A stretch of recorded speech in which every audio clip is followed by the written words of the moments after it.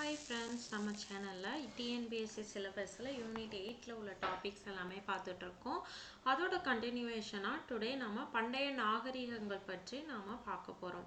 நம்ம சேனலுக்கு புதுசா வந்திருக்கவங்க சேனலை சப்ஸ்கிரைப் பண்ணிக்கோங்க, பெல் ஐகான் கிளிக் பண்ணிக்கோங்க. வாங்க டுடே வீடியோக்குள்ள போலாம். ஃபர்ஸ்ட் நாம ப்ரீவியஸ் என்ன பார்த்தோம் அப்படின்றத ஒரு ஓவர்வியூ பார்த்துக்கலாம்.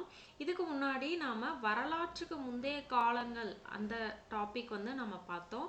அதுல பழைய கற்காலம், புதிய கற்கால முறை, மக்களோட வாழ்க்கை முறை எப்படி இருந்துச்சு, அவங்களோட உணவு பழக்க வழக்கங்கள் எப்படி இருந்துச்சு, எப்படி வேட்டையாடுதல்ல இருந்து வேளாண்மை செய்கிற தொழிலுக்கு மாறுனாங்க, அது மாதிரி நாகரிகம் எப்படி படிப்படியாக வளர ஆரம்பிச்சது, இது எல்லாமே நாம் பார்த்தோம். குகைகளில் வாழ்ந்துட்டு இருந்த மக்கள் கடைசி அந்த நாகரிகம் வளர்கிற காலத்தில் என்ன பண்ணியிருப்பாங்க, ஆற்று சமவெளி பகுதிகளில் குடிசை அமைத்து வாழ பழகி இருப்பாங்க. இது வரைக்குமே நாம் பார்த்தோம். அவங்களோட பரிணாம வளர்ச்சி எப்படி இருந்துச்சு இது வரைக்குமே நாம் ப்ரீவியஸ் வீடியோவில் பார்த்தோம்.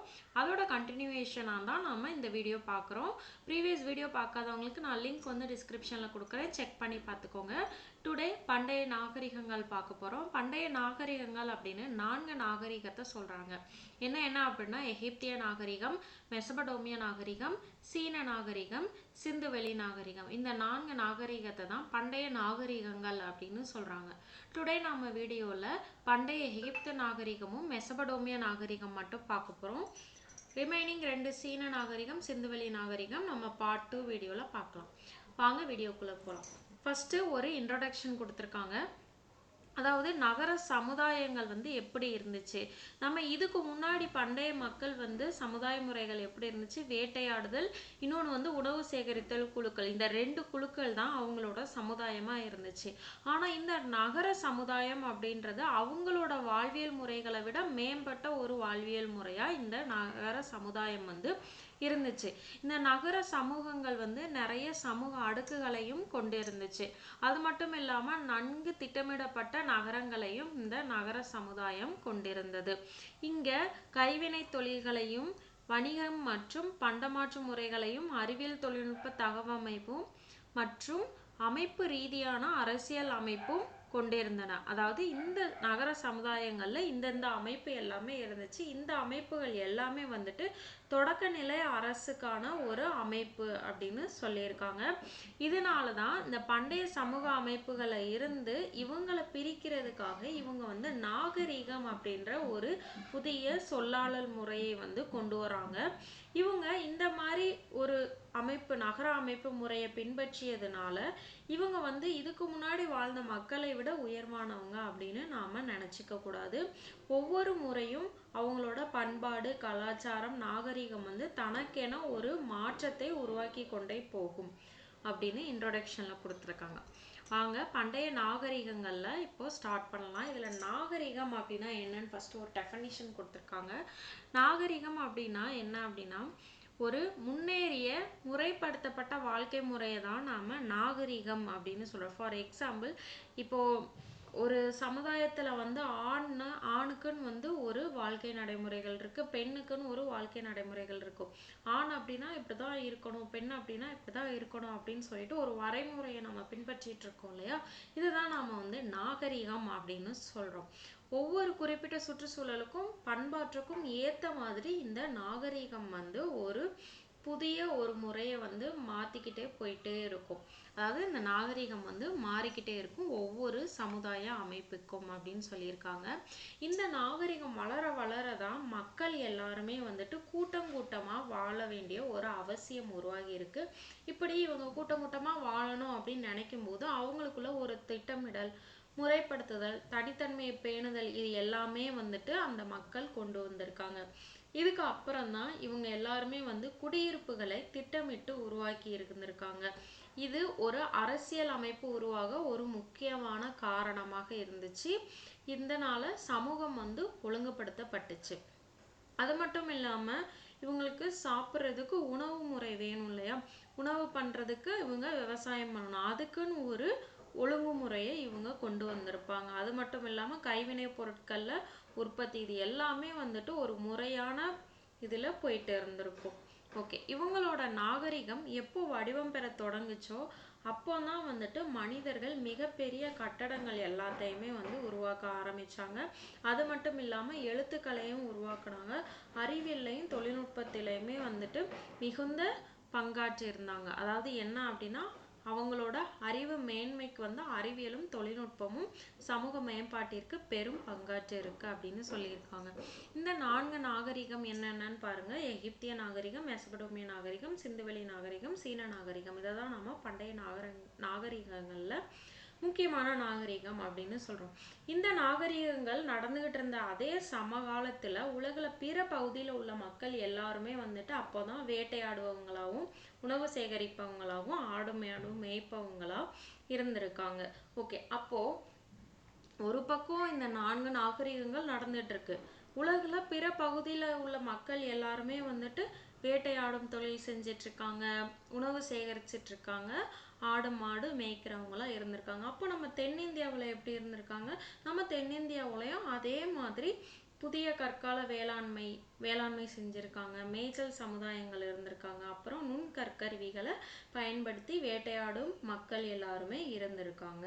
இந்த 4 நாகரிகங்கள் வந்து நடந்துட்டு இருந்தப்போ தென்னிந்தியாவில் மக்கள் இந்த மாதிரி வாழ்ந்திருக்காங்க. வாங்க இப்போ எகிப்திய நாகரிகம் பார்க்கறதுக்கு முன்னாடி பாருங்க, எகிப்து எங்க இருக்கு, மெசபடோமியா இங்க இருக்கு, சிந்து இங்க இருக்கு, அதுக்கப்புறம் சீன நாகரிகம். எல்லாமே வந்துட்டு ஒவ்வொரு இடத்துல வந்து நாகரிகங்கள் வந்து நடந்திருக்கு. பட் இதுல ரொம்ப இன்ட்ரெஸ்டிங்கான விஷயம் என்ன அப்படின்னா, இவங்களுக்குள்ள இருந்த வணிக தொடர்பு தான் ரொம்ப ரொம்ப இன்ட்ரெஸ்டிங்கான விஷயம். ஓகே, வாங்க பார்க்கலாம். எகிப்திய நாகரிகம் ரொம்ப பழமையான நாகரிகங்கள் ஒண்ணுதான் இந்த எகிப்திய நாகரிகம். இந்த எகிப்தியர்கள் அவங்க பழைய காலத்திலேயே வந்துட்டு கட்டிடக்கலை, வேளாண்மை, கலை அறிவியல், கைவினை தொழில் எல்லாத்துலேயுமே வந்துட்டு சிறப்பு வாய்ந்தவங்களா இருந்திருக்காங்க. ஓகே, இவங்களோட புவியியல் அமைப்பு பாருங்க. ஆப்பிரிக்கா கண்டத்துல வடகிழக்கு மூலையில தான் நமக்கு எகிப்து இருக்குது. இது வந்து எகிப்துக்கு கிழக்க வந்து செங்கடல் இருக்கு, வடக்க வந்து மத்திய தரைக்கடல் இருக்குது. இந்த எகிப்து வந்து நைல் நதியால தான் செழிப்படையுது. இந்த நைல் நதி எங்க இருந்து உருவாகுது அப்படின்னா, விக்டோரியா அப்படின்ற ஒரு ஏரியிலிருந்து உற்பத்தியாகி எகிப்துல பாயக்கூடிய நைல் நதி வழியாக மத்திய தரைக்கடலை கலக்குது இந்த நைல் நதி. எகிப்திய நாகரிகத்தை வந்து நைல் நதியோட செழிப்பை தான் நம்பி இருந்திருக்கு. அதனால கிரேக்க வரலாற்று அறிஞரான ஹெரோடோட்டஸ் அப்படின்றவர் நைல் நதியோட நன்கொடை தான் எகிப்து அப்படின்னு சொல்லியிருக்காரு. இந்த நதி வந்து ஒவ்வொரு ஆண்டும் வந்து புதிய வண்டல் மண்ணை வந்து கொண்டு வருமா. அதாவது பழைய வண்டல் மண்ணை எடுத்துட்டு போயிட்டு ஒவ்வொரு டைமும் வந்து புதிய வண்டல் மண் கொண்டு வருமா. இந்த முறைதான் வந்துட்டு அந்த எகிப்து பகுதிகளை வந்து விவசாயத்தை மேம்படுத்துவதற்கான ஒரு நல்ல உதவியா இருந்திருக்கு. அதனாலதான் வந்து எகிப்து வந்து நைல் நதியோட நன்கொடை அப்படின்னு ஹெரோடோட்டஸ் அப்படின்ற ஒரு வரலாற்று அறிஞர் வந்து சொல்லியிருக்காரு. இந்த எகிப்திய நாகரிக வளர்ச்சிக்கு வித்திட்டதுமே இந்த நைல் நதி தான். ஏன்னா இந்த நைல் நதி தான் அவங்களோட வாழ்வாதாரமா இருந்திருக்கு. நைல் நதியோட 2 பக்கமுமே வந்துட்டு பாலைவனங்கள் இருக்குது. ஓகே, இப்போ ஹைக்ஸோஸ் அப்படின்னா என்னன்னு பாருங்க. எகிப்தின் 15வது வம்சத்தை சேர்ந்த ஆட்சியாளர்களை நாம வந்து ஹைக்கோஸ் அப்படின்னு சொல்றோம். இவங்க வந்து மேற்கு ஆசியாவில இருந்து வந்திருக்கலாம் அப்படின்ற ஒரு கருத்தும் இருக்கு. இப்போ பாரசீகர்கள் நெக்ஸ்ட். பண்டைய ஈரான்ல ஒரு பகுதியான பாரசீகத்துல இருந்து வந்தவங்களை தான் நாம பாரசீகர்கள் அப்படின்னு சொல்றோம். அப்போ கிரேக்கம்னா என்னன்னு பாருங்க. ஐரோப்பாவில் இப்போ உள்ள கிரீஸ் அப்படின்ற நாட்டில் உள்ள மக்களையும் அவங்க பயன்படுத்திய மொழியையும் தான் நாம கிரேக்கம் அப்படின்னு சொல்றோம். அப்போ ரோமானியர்கள்னா யாரு அப்படின்னா, பண்டைய ரோமானிய பேரரசை சேர்ந்தவங்கள நம்ம ரோமானியர்கள்னு சொல்றோம். இந்த பேரரசோட தலைநகரம் வந்து இத்தாலியில உள்ள ரோம் அப்படின்ற இடத்துல இருந்துச்சு. அதனால இவங்களை வந்து நம்ம ரோமானியர்கள் அப்படின்னு அழைக்கிறோம். ஓகே, இப்போ பாரோக்கள் சமூகம் மற்றும் நிர்வாகம் அததான் பார்க்க போறோம். பாரோக்கர் அப்படின்னா யாரு? எகிப்துல ஆட்சி செஞ்ச அரசர்களை தான் மக்கள் வந்து பாரோ அப்படின்னு அழைத்தாங்க. இந்த பாரோ அப்படின்றவர் மிகுந்த தெய்வீக சக்தி உடையவர் அப்படின்னு சொல்லி மக்களால் கருதப்பட்டார். பாரோவில் ஆட்சி செய்யும் போது அந்த பாரோ அப்படின்னா அந்த அரசருக்கு கீழே, பாரோ அப்படின்னு அழைக்கப்படக்கூடிய அரசருக்கு கீழே வந்து விசியர்கள், ஆளுநர்கள், உள்ளூர் மேயர், வரி வசூலிப்போர், இந்த அதிகாரிகள் எல்லாமே வந்துட்டு பாரோவுக்கு கீழே வேலை பார்த்துருக்காங்க. இவங்க தான் வந்துட்டு எல்லா வேலையும் வந்துட்டு அரசோட கட்டளை எல்லாத்தையுமே நிறைவேற்றுறதே இவங்க தான். இந்த அமைப்பு முழுவதும் வந்துட்டு யாரை நம்பி இருந்துச்சு அப்படின்னா, அந்த எகிப்து மக்கள்ல கல் வெட்டுறவங்க இருப்பாங்க, கல் தச்சர்கள் இருப்பாங்க, மண்பாண்டம் செய்றவங்க, தச்சர்கள், செப்பு கருவி செய்றவங்க, தங்க வேலை செய்றவங்க, விவசாயிகள், தொழிலாளர்கள் உள்ளிட்ட பல கைவினைஞரோட உழைப்பு தான் வந்துட்டு இந்த அரசை வந்து தாங்கி பிடிச்சிச்சு அப்படின்னு சொல்லியிருக்காங்க. நிலம் வந்து எகிப்தில் உள்ள அரசருக்கு தான் சொந்தமானது. அந்த அந்த நிலங்கள் எல்லாமே வந்துட்டு அரசவையில் இருக்கிற அரசு அதிகாரிகளுக்கு வந்து பிரித்து கொடுத்துருப்பாங்க. பொதுவாக வந்து அடிமை முறை வந்து எகிப்தில் இல்லை, ஆனால் சிறையில் இருப்பாங்க இல்லையா, அவங்க எல்லாத்தையுமே வந்துட்டு அடிமைகளாக எகிப்தியர்கள் பயன்படுத்தியிருக்காங்க. அடுத்து விசியர்னா யாருன்னு பாருங்க. பாரோனா அரசரை தான் பாரோ அப்படின்னு அழைப்பாங்கன்னு பார்த்தோம். அவங்களுக்கு கீழே மாகாணங்களை ஆளும் நிர்வாகியை தான் நாம விசியர் அப்படின்னு சொல்றோம். எகிப்தியர்கள் வந்து அவங்க மரணத்துக்கு பிறகு ஒரு வாழ்வு அந்த மக்களுக்கு இருக்கிறதா நம்பி இருப்பாங்க. அதனால இவங்க என்ன செஞ்சிருப்பாங்கன்னா, இறந்தவர்களோட உடலை வந்து பதப்படுத்தி வச்சிருப்பாங்க. இவ்வாறு உடலை வந்து பதப்படுத்தி வைக்கும் முறையை தான் நாம மம்மி ஆக்கம் அப்படின்னு சொல்றோம். பாராக்களோட உடலை பாதுகாக்க பிரமிடுகளையும் சமாதிகளையும் கட்டியிருப்பாங்க. பாரோக்கள் அப்படின்னா யாரு? அரசர்களோட உடலை பாதுகாக்க தான் சமாதி, பிரமிடு இது எல்லாத்தையுமே வந்து எகிப்தியர்கள் கட்டியிருக்காங்க. பல விலை உயர்ந்த பழி பொருட்களோட புகழ்பெற்ற எகிப்திய பாரோவான ஹாமனின் அப்படின்றவரோட சமாதி வந்து எகிப்துல லக்சருக்கு பக்கத்துல இருக்கிற அரசர்களின் பள்ளத்தாக்குல இருக்குன்னு சொல்லியிருக்காங்க. இந்த டுடன் காமனோட ஆட்சி ஆண்டு எப்படின்னா 1332 இருந்து 1322 வரைக்குமே இந்த டூடன் காமன் வந்து ஆட்சி செஞ்சிருக்காரு. இவரோட சமாதி தான் எகிப்துல லக்சருக்கு பக்கத்துல உள்ள அரசர்களோட பள்ளத்தாக்குல இருக்குது. இவங்களோட மம்மியில வந்து முகமூடி வந்து தங்கத்திலால செய்யப்பட்டு இருக்கு அப்படின்னு சொல்லியிருக்காங்க. இது மட்டும் இல்லாம பல்வேறு விலையுயர்ந்த கற்களாலுமே வந்துட்டு இவரோட மம்மி வந்து அலங்கரிக்கப்பட்டு இருக்கு.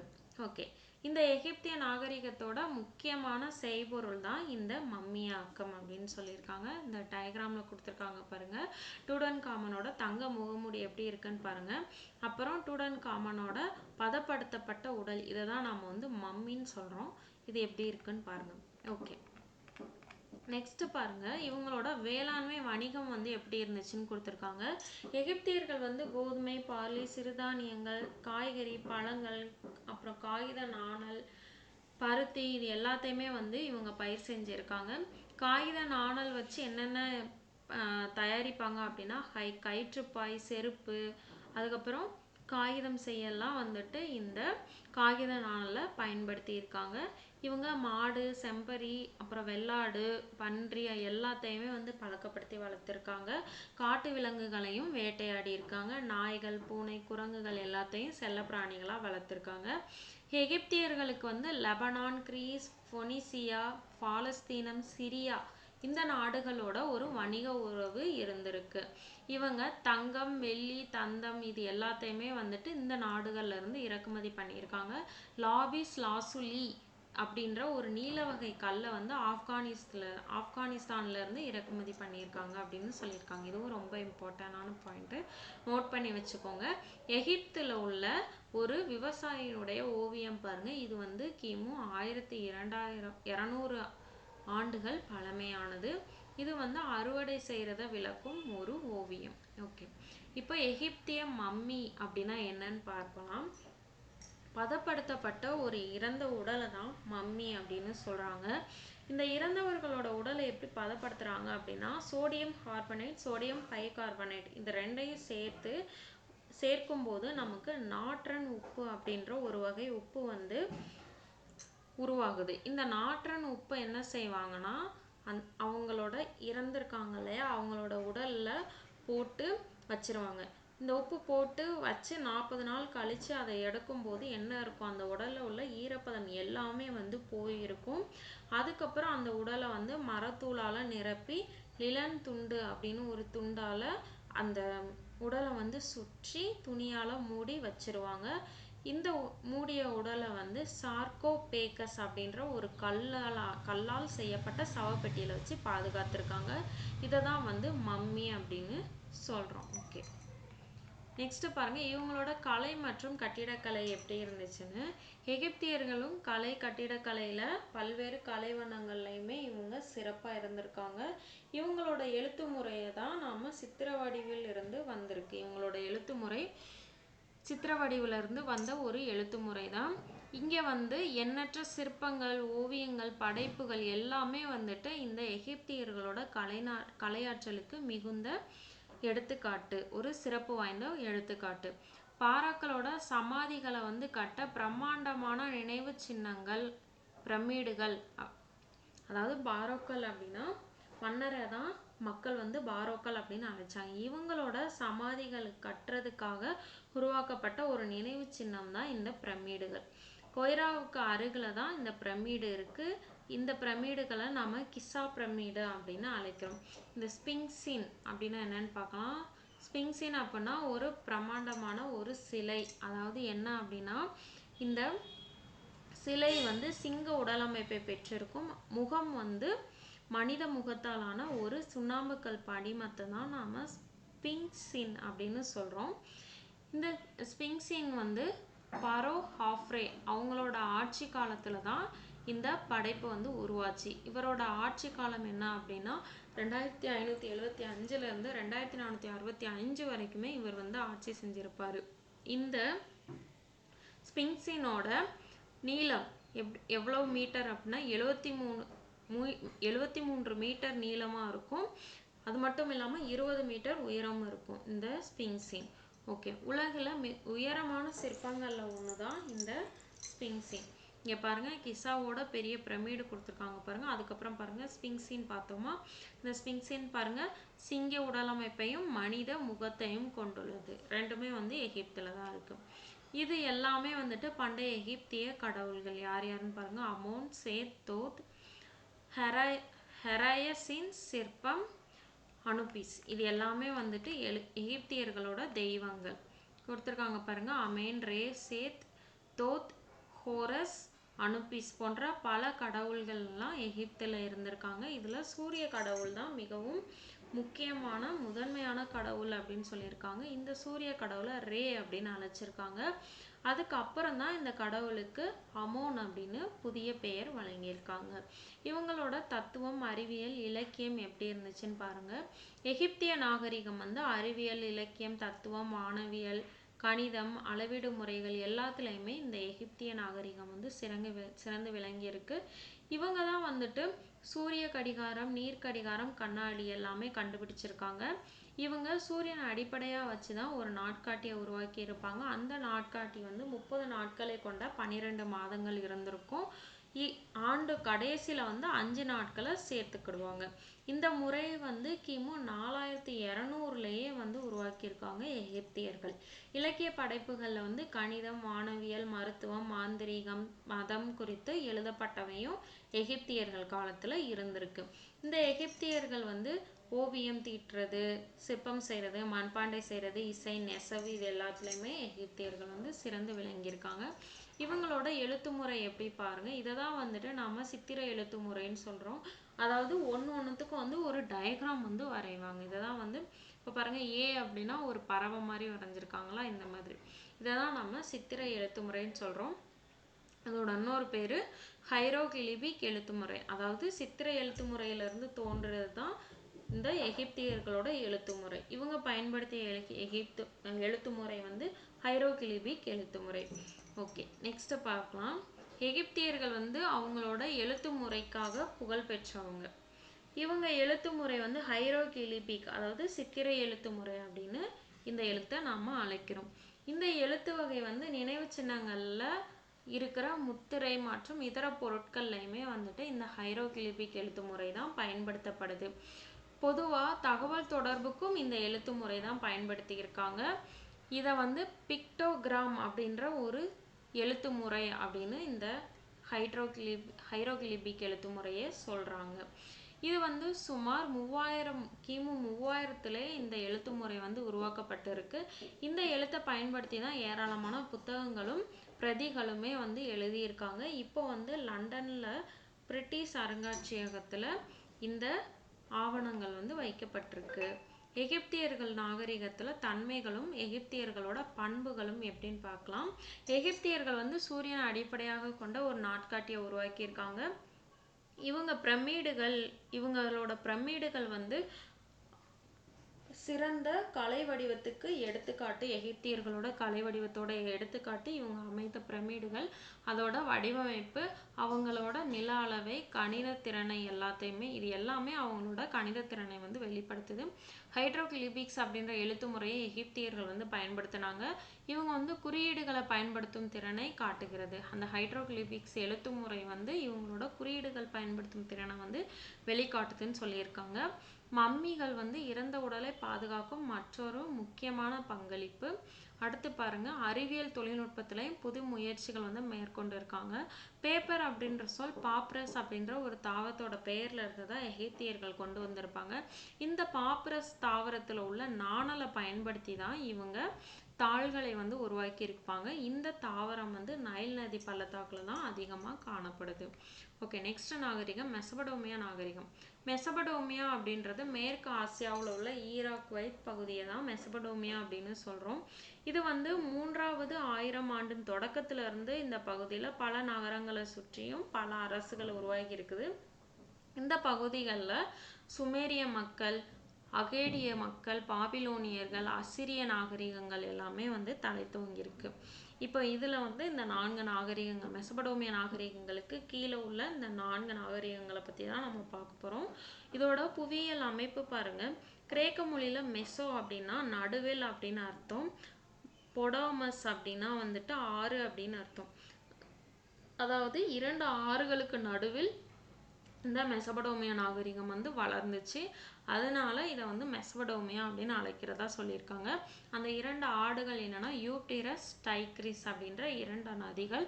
இந்த 2 நதியுமே வந்துட்டு பாரசீக வளைகுடாவில் போய் இணையுது.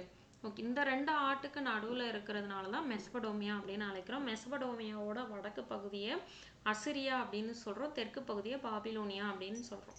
சுமேரியர்கள் இவங்க தான் வந்துட்டு மெசபடோமியாவில் தோன்றின முதல் பழமையான நாகரிகம் தான் இந்த சுமேரியர்களோட நாகரிகம்.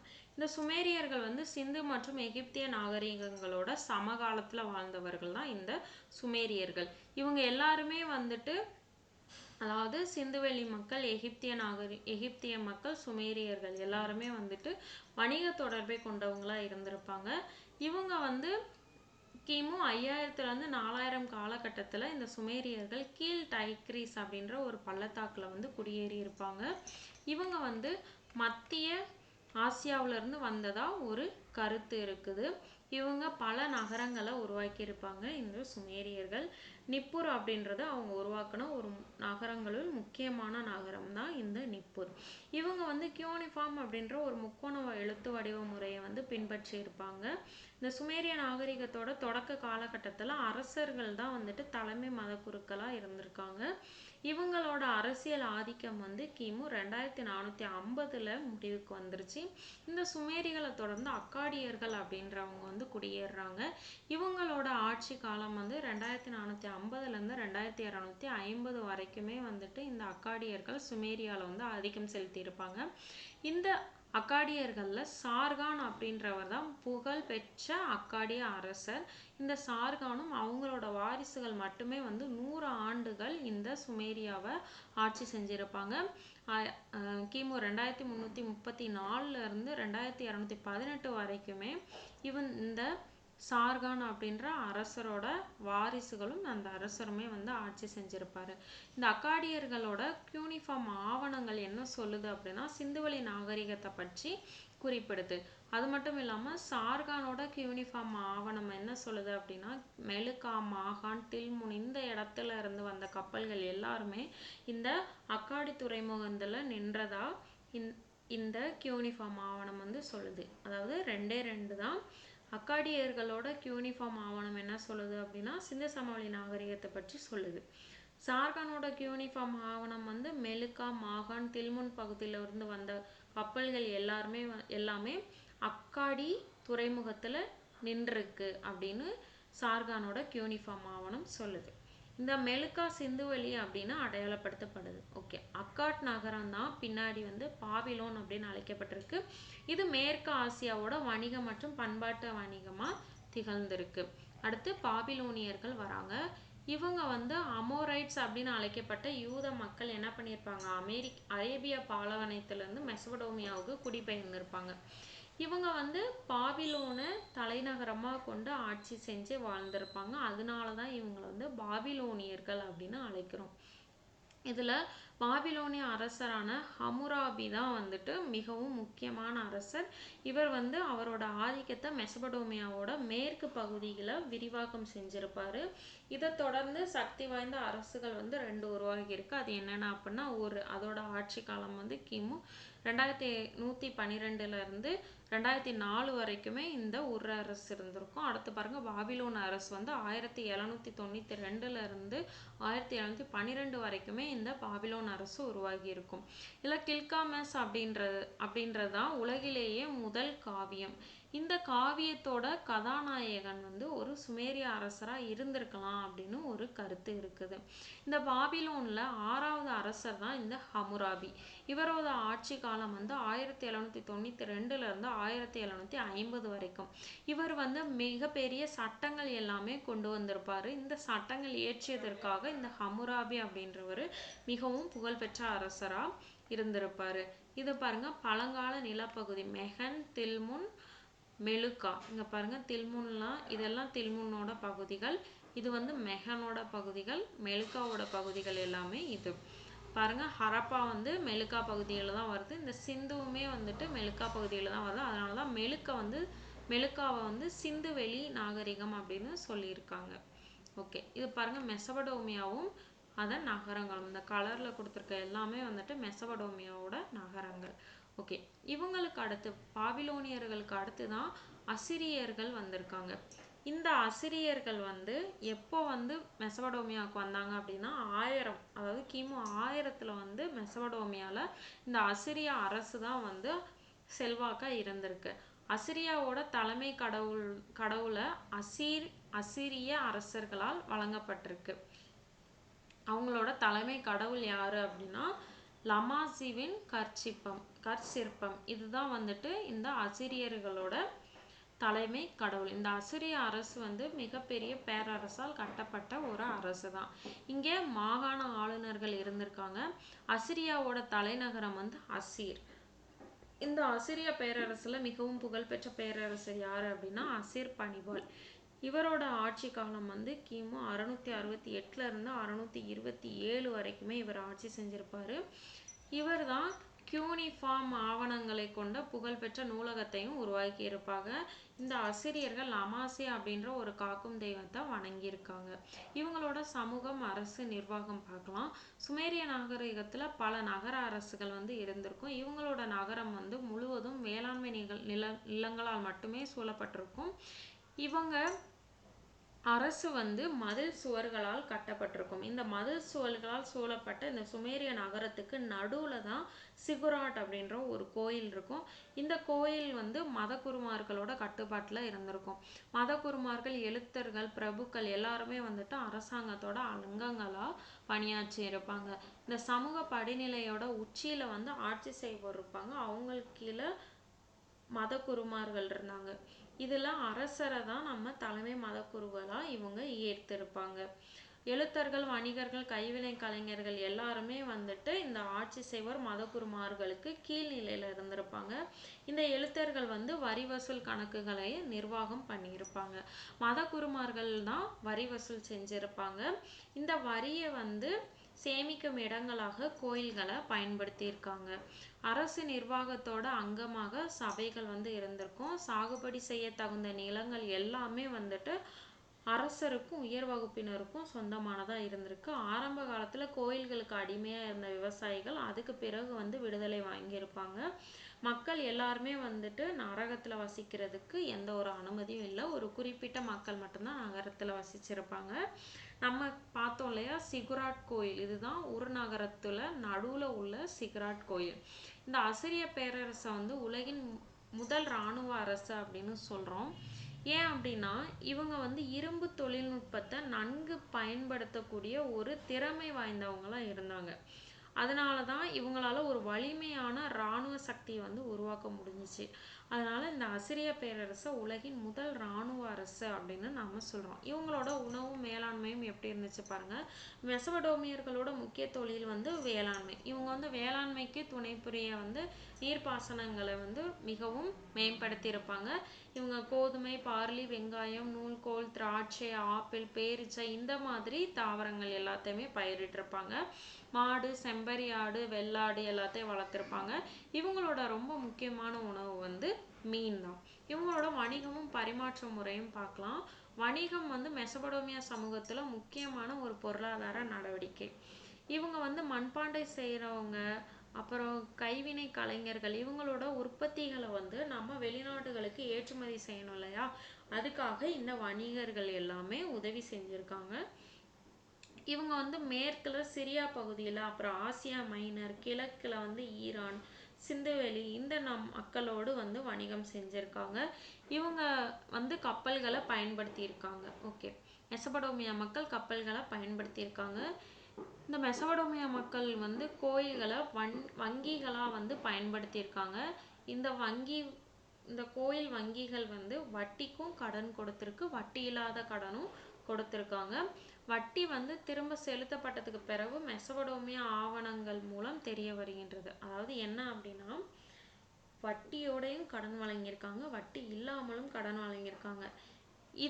இதற்குரிய ஆதாரம் எங்க இருக்கு அப்படின்னா, அந்த மெசபடோமியா ஆவணங்கள் வந்து சொல்லுது அப்படின்னு சொல்லியிருக்காங்க.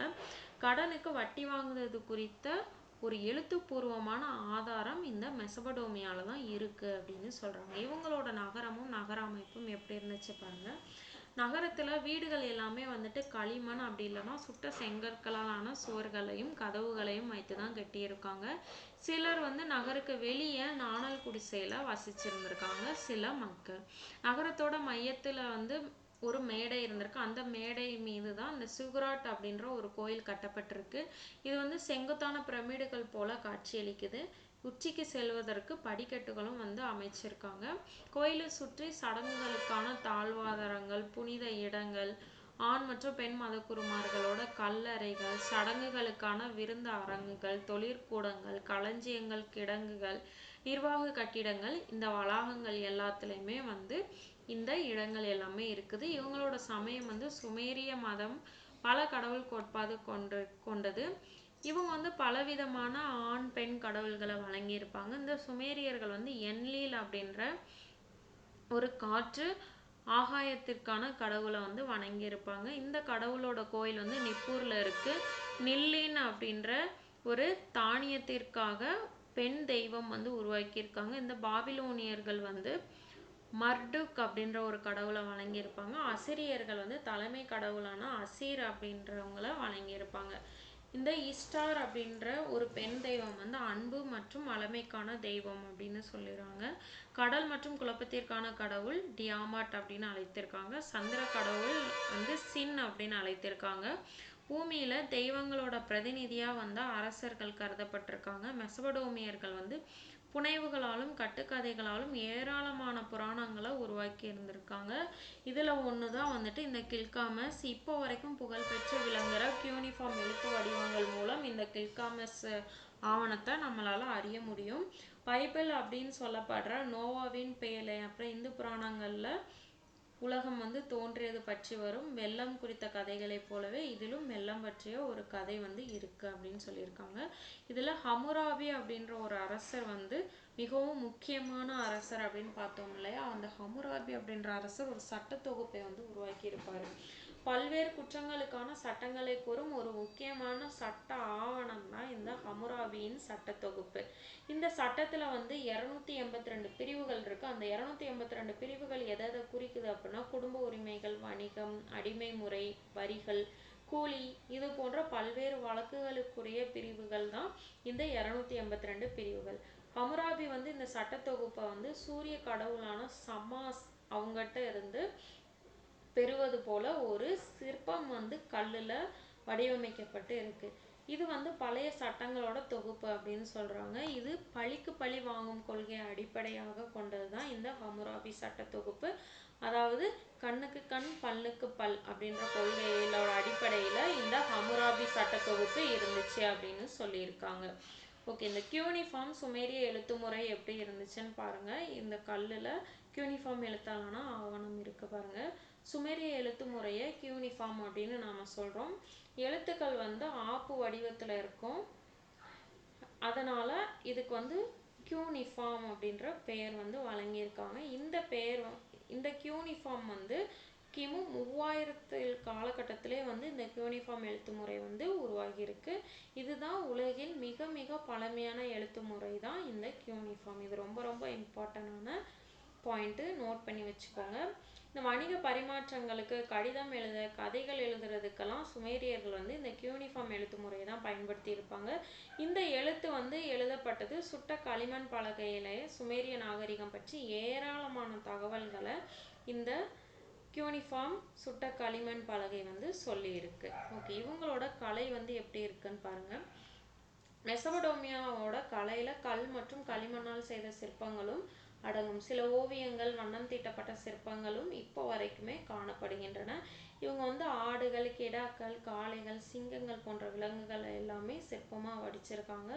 மனித தலை கொண்ட சிங்கம், காளை போன்ற புராண வடிவங்களையும் இவங்க செதுக்கியிருக்காங்க. அசிரிய பாபிலோனிய பேரரசுகள் காலத்துல மிக பிரம்மாண்டமான சிலைகளை வந்து உருவாக்கியிருக்காங்க. இதுதான் வந்து ஆடுகள் கணக்கு உள்ள ஒரு களிமண் பலகை. இது எங்க பார்த்தாங்க அப்படின்னா, டெல்லோ அப்படின்ற தெற்கு ஈராக்ல உள்ள இடத்துல பார்த்துருக்காங்க. ஓகே, இவங்களோட எழுத்து மற்றும் எழுத்து முறை உருவாக்கம் பாருங்க. எழுத்து உருவாக்கப்பட்டது தான் மனிதகுல வரலாற்றுல மிகவும் முக்கியமான ஒரு மைல்கல்னு சொல்லியிருக்காங்க. இது வந்து 4000 ஆண்டுக்கு பிற்பகுதியில சுமேரியாவில் எழுத்து முறை உருவாகி இருக்கு. ஹைரோகுலிபிக் அப்படின்ற ஒரு சித்திர எழுத்து முறையை எகிப்திய எழுத்து முறை அப்படின்னு சொல்றோம். இந்த சித்திர எழுத்து முறை வந்து 3000 ஆண்டு துவக்கத்திலே உருவாகி இருக்குது. இந்த காலகட்டத்தில் தான் ஹரப்பா மக்களும் ஒரு வகையான எழுத்து முறையை வந்து பின்பற்றி இருக்காங்க. இருந்தாலும் இந்த சிந்துவெளி மக்கள் பயன்படுத்திய எழுத்து முறைகளை இப்போ வரைக்கும் நம்மளால வாசிச்சு புரிஞ்சிக்க முடியல. சீன நாகரிகம் ஆரம்ப காலத்துல இருந்தே அவங்களுக்குன்னு ஒரு எழுத்து முறையை உருவாக்கி பின்பற்றி இருக்காங்க. இதுதான் கியூனிஃபார்ம் எழுத்து முறையோட வளர்ச்சி. ஓகே, அறிவியல் பாருங்க. மெசபடோமியர்கள் வந்து கணிதம், வானவியல், மருத்துவம் எல்லாத்துலேயுமே சிறந்து விளங்கியிருக்காங்க. இவங்க வந்து கணிதத்தில் பெருக்கல், வகுத்தல், முப்படி சமன்பாடு இந்த கருத்துக்கள் எல்லாத்தையுமே உருவாக்கி பயன்படுத்தி இருக்காங்க. இவங்க 60 அடிப்படையாக கொண்ட ஒரு எண் முறையை கண்டுபிடிச்சிருக்காங்க. அது என்ன அப்படின்னா, 60 நிமிடங்கள்னா 1 மணி நேரம், 24 மணி நேரம் கொண்ட ஒரு நாள், 360 பாகைகள் கொண்ட ஒரு வட்டம் எல்லாத்தையுமே வந்துட்டு இவங்க தான் மெசபடோமியர்கள் தான் கண்டுபிடிச்சிருக்காங்க. இந்த சுமேரிய நாட்காட்டில ஒரு வாரத்துக்கு 7 நாட்கள் அவங்களோட எண் முறையில இலக்கங்களுக்கு வந்து இடமதிப்பு கொடுத்துருக்காங்க. இவங்க தான் வந்து நீர்க்கடிகாரம், சந்திரனை அடிப்படையாக கொண்ட நாட்காட்டி எல்லாத்தையுமே இந்த மெசபடோமியா மக்கள் தான் உருவாக்கி இருப்பாங்க. இவங்க பரப்பளவு, திடப்பொருள் ஆகியவற்றை அளவிடுவதற்காக இவங்க மேம்படுத்தப்பட்ட எட மற்றும் அளவை முறைகளை வந்து பயன்படுத்தி இருப்பாங்க. ஓகே, சந்திரனை அடிப்படையாக வச்சு 12 மாதங்களை கொண்ட ஒரு நாட்காட்டி முறையை உருவாக்குனவங்க இந்த மெசபடோமியர்கள் தான். இவங்களோட கருத்து என்ன அப்படின்னா, கிரேக்க வானவியல் மீது ஒரு தாக்கத்தை செலுத்தி இருக்கும். இவங்க மருத்துவ முறைகளையுமே உருவாக்கி இருக்காங்க. 11ஆம் நூற்றாண்டுல இருந்து நோய் அறிகிறதுக்காக ஒரு கையேடும், அந்த நோயை குணப்படுத்துவதற்காக ஒரு கையேடையுமே இந்த மெசபடோமிய மக்கள் வந்து உருவாக்கி இருக்காங்க. இது முற்றிலும் வந்து மூலிகைகள் மற்றும் தாதுக்கள் பற்றி அவர்களுக்கு இருந்த அறிவியல் அறிவை இந்த நூல்கள் வந்து எடுத்து காட்டுறதா இருக்குது. இந்த மெசபடோமிய நாகரிகத்தோட பங்களிப்பு என்னன்னு பாருங்க. சுமேரியர்கள் நாகரிகத்துல தான் குயவர்கள் வந்து சக்கரத்தை முதல்ல கண்டுபிடிச்சிருப்பாங்க. 360 நாட்கள் கொண்ட நாட்காட்டிய இந்த மெசபடோமியா மக்கள் தான் வந்து தயாரிச்சிருப்பாங்க. அது மட்டும் இல்லாமல் ஒரு வட்டத்தை வந்து 360 பாகைகளாக பிரிச்சிருப்பாங்க. கியூனிஃபார்ம் அப்படின்ற எழுத்து முறைக்கு இவங்க தான் முதல் ஒரு பங்களிப்பை வந்து கொடுத்துருப்பாங்க. ஹமுராபியோட சட்டத்தொகுப்பு தான் மெசபடோமியர்களோட மற்றொரு சாதனை. ஓகே ஃப்ரெண்ட்ஸ், நெக்ஸ்ட்டு 2 நாகரிகம் பார்க்கலாம். இந்த வீடியோ பிடிச்சிருந்தா சப்ஸ்கிரைப் பண்ணுங்கள், லைக் பண்ணுங்கள், ஷேர் பண்ணுங்கள். தேங்க்யூ.